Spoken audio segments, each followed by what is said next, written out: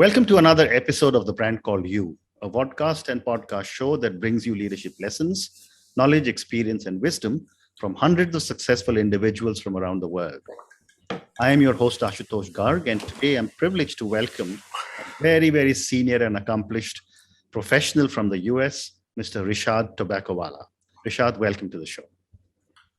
Thank you for having me, Ashutosh. Thank you. Rishad is the former Chief Strategy and Growth Officer of the Publicist Group. He's an author, and all of you who are listening to me know I'm very partial to authors. He's the author of a book titled Restoring the Soul of Business, Staying Human in the Age of Data. He's the chairman of the Tobaccowala Foundation, and he's been recognized several times by prestigious magazines like Business Week and Time, etc. So Rishad, we're going to spend a little bit of time on brands, and then we'll focus on your book. So tell me, with so much of experience building iconic FMCG brands, my first question to you is, what goes into building a successful brand? So there are three ingredients that go into building a successful brand. One has to basically do with the product or service itself. And in addition to providing utility, which is what the product or service is supposed to do, you have to put in there things like design, and other sort of tangible benefits that people can either see or feel or interact with. So that's one, is the product or service portion of it. The second part of it is basically the storytelling. And that is, those will have elements of provenance, which is trying to sort of build a backstory as to where this came from and why it came from. A story about how it fits into people's lives and those kinds of things. So that happens to be the second aspect, which is sort of the story aspect of it. And design sort of spans the story aspect and the product aspect. There's a little bit of that in both sides of it. And the third component really, which is extremely important, which people may not pay enough attention to, is the people around the brand, which is how do people, which includes the employees of the company that's making the product, as well as the customers and the society around the product, what do they feel and how do you influence them? And that might be sort of marketing. And it's more than storytelling, because it's basically, if your employees are happy, it's very likely that they will innovate. It's very likely that if you're a service product, they will provide service. And so in some factors which we forget, we may think about the product, we may think about the story, but we may not think about the employees. And I'm increasingly beginning to believe that employee joy is what eventually creates great brand experiences. Amazing. So my next question to you is, over the 40 years that I have worked with brands, one thing I've begun to realize is brands are actually living beings, and you've got to keep giving inputs. But I'd love to ask you, how do brands stay relevant for such a long time? I mean, the big companies keep their brands going for hundreds of years, and yet brands die all the time. What are these big companies doing well? So the successful companies do a few things that are particularly well. Mm-hmm. The first is they have a higher order for what the brand stands for than just the product benefit. So in the old days when I worked at Leo Burnett, their basic belief was the higher order for anything that was scanned, that was in a can, could it be tasting and feeling as fresh as possible, even though it was in a can. And so for a company called, they invented for like asparagus and other things, a character called Green Giant. He came from a valley, where they grew these things. Right. Or they had a Pillsbury Doughboy that you pressed because it felt fresh. So they decided that freshness was very, very important. And then they could build entire things around freshness. So they could then move away from cans. They could move away from other things. It was still Pillsbury, it was still Green Giant, but now it was broader because they stood for freshness. So the good brands always stand for a higher order than just like a product benefit. That's number one. The second is they understand that what is considered to be utility and what is considered to be storytelling, both of those change over time, which is the utility of a product and change. And like Procter and Gamble, the utility for toothpaste used to be freshness, and they had a white teeth, and they had a toothpaste that was the number one toothpaste then called Gleam. And then the utility basically became cavity prevention. And they launched in a brand called Crest, and Gleam fell and Crest rose. But then they made Crest a bigger thing, which is basically about teeth cleaning or teeth care or oral care. And now when you think about it, they have everything from whiteners to breath analyzers, etc. So you go to a higher level. So one is to keep the product changing as the science changes, but also to keep your story changing as the way to communicate changes. So, in today's world, if you had to describe today's world to someone like myself who joined like 20, 30 years ago, and you say, hey, a majority of interactions in media take place on things like Facebook and YouTube and TikTok, and people do it over mobile phones and computers. And I'd say, like, what's a mobile phone? What's a computer? Even before I talked about what's a TikTok and what's a YouTube. Right. So successful people also communicate. So those are the two big things, which is, as the science changes, these companies always realized because they had a higher order, they could go that way. And at the same stage, they changed their interaction mix, media mix over time. And that's what you'll find with these companies, whether it's the P&Gs, the Unilevers, the ITCs, etc. Fascinating. So one more question on brand before I move to your book. You did speak about the mobile phone and TikTok, etc. The entire paradigm of advertising has now changed to the small platform.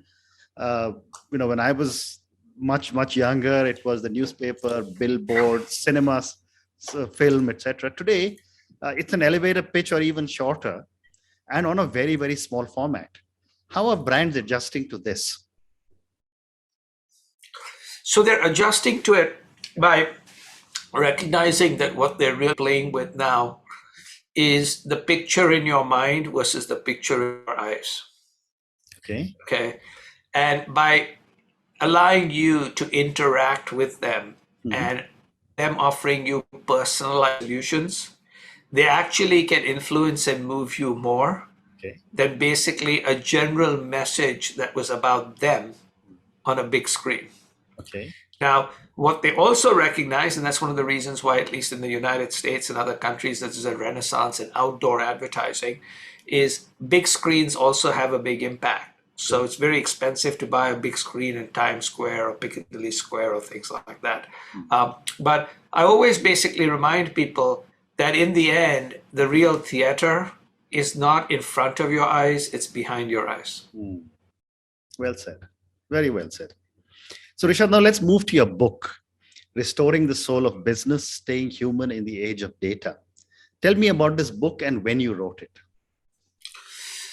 So I wrote the book in 2018, 2019.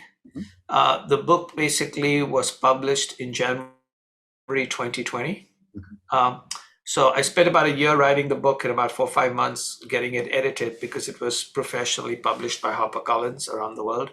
And the reason I wrote the book and why it has resonated and remained relevant, 16, 17 months later, is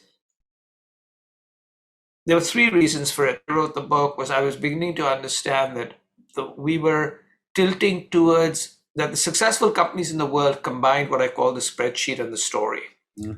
They had math and data, but they also had storytelling and design and imagery, exactly as we've talked.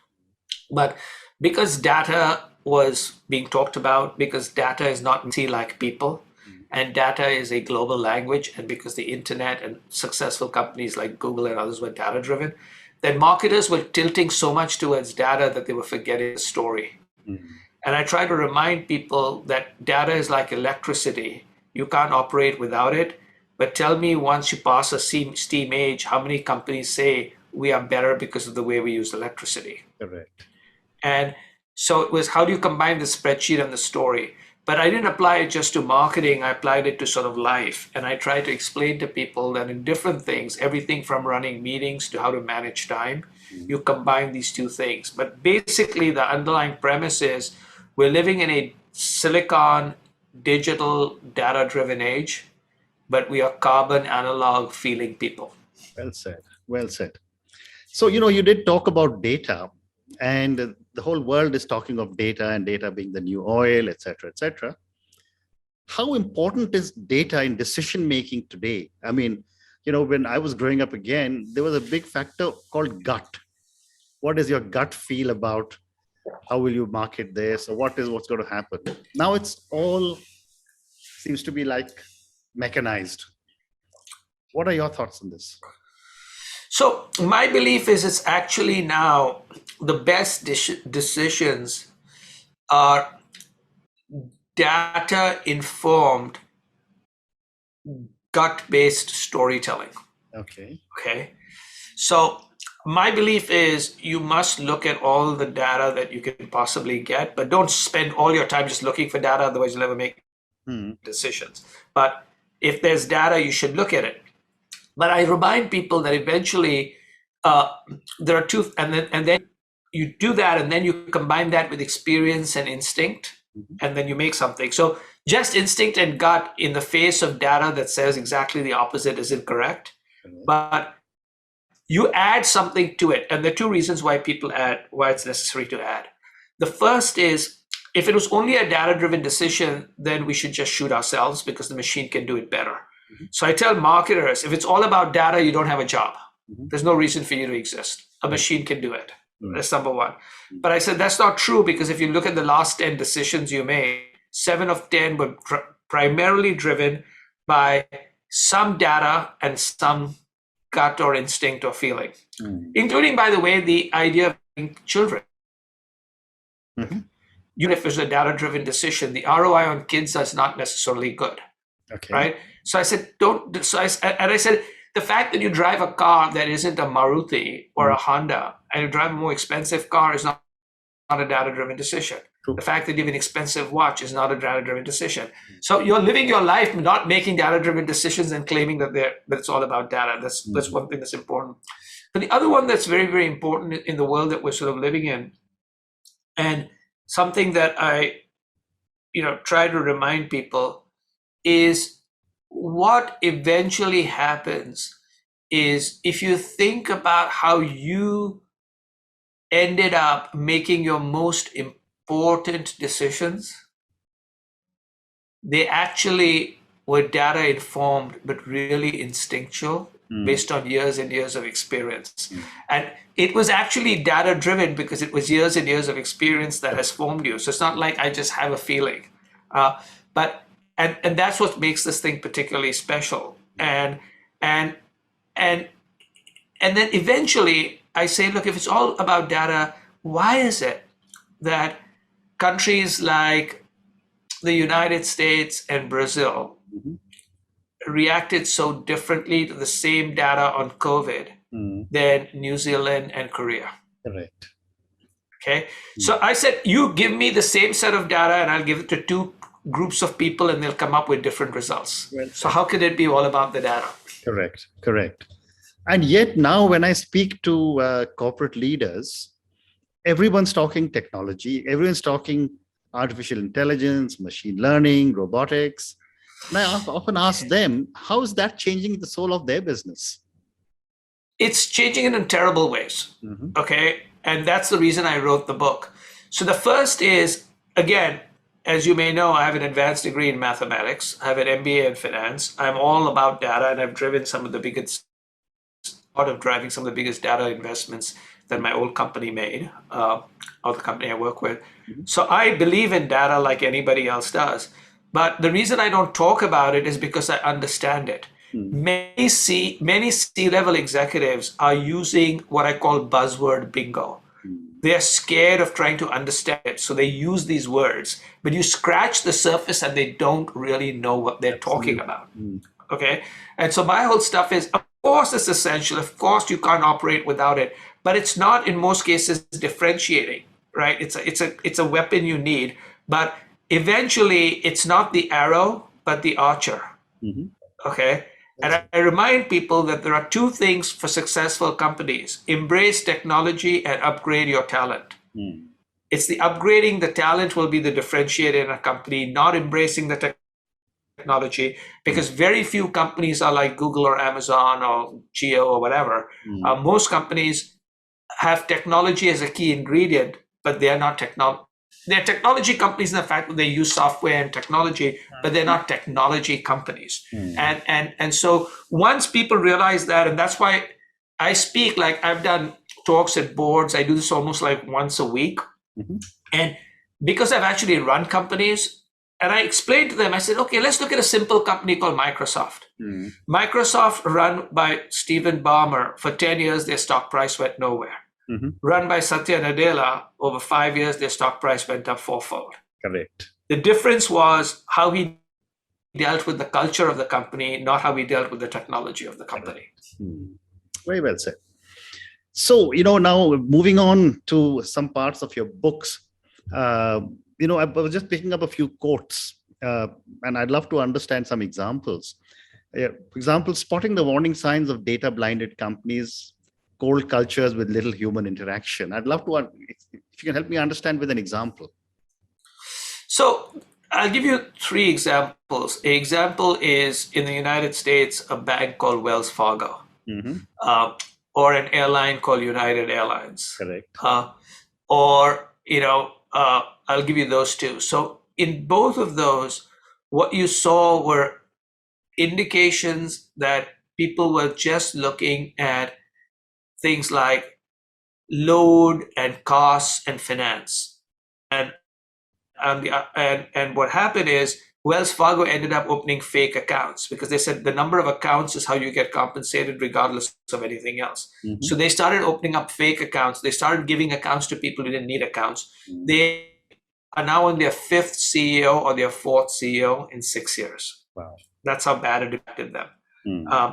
When you think about something like, United Airlines, and I compare United Airlines to Southwest Airlines, and both of those fly primarily 737s in the United States. They fly primarily to the same airports. They're under the same rules of the Federal Aviation Authority. How come one airline has gone in and out of bankruptcy twice or thrice, and the other one, which is Southwest, till last year because of COVID, never lost money? Absolutely. How come one airline has a 2% turnover rate and the other has 30% turnover rate? Because one is all about loads and planes and maximizing profit, and companies that maximize profit eventually maximize bankruptcy. Right? And so the moment you only talk about math and you forget about emotion and customers and storytelling, that's a warning sign. And the other warning sign, there's a chapter in my book called The Turd on the Table, is when people cannot speak truth to power. When people cannot say, hey, that thing that's brown and moist on the table is not a brownie, it's a piece of shit. We better address it. Well said. Right? When you have atmospheres where people can't speak up, those are the other things to watch out. So if you are scared about your boss or scared about speaking in your company, you are in that type of company. Incredible. So the next one that I picked up was poor customer service due to automated robotic processes that cause frustration and hurt the brand. Yes. So there are 2 ways of looking at anything. If someone calls you at a call center, you could basically decide that the ideal way you both pay the call center is how little time they spend on the call, because you are basically spending, right? So what many call centers do is they make it very hard for you to get to a person, send you through a tree. True. When you get to a person, all of these people are given like 3 minutes to sort out your answer. And if they can't do it in 3 minutes, after 2.5 minutes, they drop you. Yes. They pretend it was that they dropped you, right? And so what happens is you started off by basically saying, I'm trying to save costs in my call center. But on the other hand, the customer gets so pissed off that they stop using your product. Correct. What you saved here, a few dollars or a few rupees, are worth hundreds of dollars or hundreds of rupees on the other side. What's that all about? Right? And so my whole stuff is, what are you trying to optimize? As I tell people, and this is sort of an example, is I can give you if you want to have a cheap hot dog, you can buy a poisoned pig. It'll kill you, but you'll get a cheap hot dog, right? And so my whole stuff is, you can basically buy the cheapest ingredients. It'll kill you in the end, but you're buying the cheapest ingredients. That's what you're optimizing for. And that means you really aren't a marketer, you're a business person, because in effect, you are basically optimizing numerics. A machine can do that. Please move on and try to do something else with your career. Fascinating. And one more question. I have time for two more questions. But this comes from what you said right in the beginning about happy employees are much more creative. But from your book, again, poor innovation stemming from stifled employees, not encouraged to contribute ideas or insights. And you also spoken about the third on the table. But give me an example of this one. So what I will basically say is the examples are, if you look, for instance, at a company like Costco, which is it's a large retailer in the United States, and their basic belief is to give you as much product for the cheapest price possible. Right. But the way they run it relative to, say, Walmart used to run it, is Walmart was centrally controlled. Costco basically gave power to everybody in the actual store. So they would brainstorm how to run the store, what inventory to offer, what sales to have, and they were given parameters. You need to make this kind of overall profit margin, and you need to make sure that you have these things that you can't stop. The rest of it, you're open. And so they basically had the employees, by knowing what was going on in their particular community, what worked and what didn't work. So they had better sales, happier customers, and every store felt different, even though it was part of a chain. Amazing. Fascinating. And Rishad, my last question to you, and this question is about millennials and the Gen Zs, who are really changing the corporate world because of the way they think. How are they changing, in your opinion, the soul of business? They are changing the soul of business for the better. So if you look at, and this is true among all people, but it's particularly true among millennials, what they look for in a company are 6 things. We used to look for 3, they look for 3 more. We used to look for money, fame, and power, right? They look for money, fame, and power. In their case, money is money, fame might be recognition, and power might be autonomy, because they're younger. Yeah. But what they're also looking for are purpose and connections and growth. Wow. So they're looking for companies that have purpose that they can align with. They're looking to feel connected with their bosses, their employees, their colleagues, and they're looking for continuous growth. Yeah. And they understand that the world is changing, and that they're going to spend 40 to 50 years in business. They need to grow. If they're going to spend a majority of their life, it should be something that they should have a purpose for. And they need to feel connected to people. And as a result of that, they are driving a lot of the change. And when people basically say millennials are lazy or millennials are impatient, my stuff is they're actually very hardworking. Correct. And they're questioning. They're neither of the others. Absolutely. Very well said. Rishad, thank you so much. It's been such a pleasure and a privilege speaking to you. Thank you for talking about brands, but more importantly, thank you for taking me through your incredible book. And is it available on Amazon? Yeah, so there are 3 things quickly. It's available on Amazon, and I know a lot of the audience is in India. And when I launched the book, I insisted that HarperCollins launch the book in India at the same time as they did in the the United States. Yeah. So it's available. It was available in India at the very same time as the United States. So it's on Amazon. But also there's something else, and this is for the next generation and for young people, etc. I write every week on a Substack, which is that's a free thought letter. It's at Rishad. That's RISHAD .substack.com, and it's read and it's completely free. You can sign up and it's free every Sunday. It's now read by about 30 to 40,000 people a week. Wow. Around the world. And it basically, I spend 3-4 hours every week writing it. It takes you about 5 to 6 minutes to read. And most recently, I wrote about how to write a presentation in 9 slides or less. Amazing. And I talked about the total future of marketing in 1,500 words in one chart. Wow. So those are some of the things people may want to look at Rishad.substack. I hope the viewers and listeners will listen, but I'm certainly going to be subscribing to it very, very quickly. But thank you again and good luck. Please, and then please let people know because you'll find it useful. But thank you for having me. Thank you. Thank you for listening to the Brand Called You videocast and podcast, a platform that brings you knowledge, experience, and wisdom of hundreds of successful individuals from around the world. Do visit our website www.tbcy.in to watch and listen to the stories of many more individuals. You can also follow us on YouTube, Facebook, Instagram, and Twitter. Just search for the Brand Called You.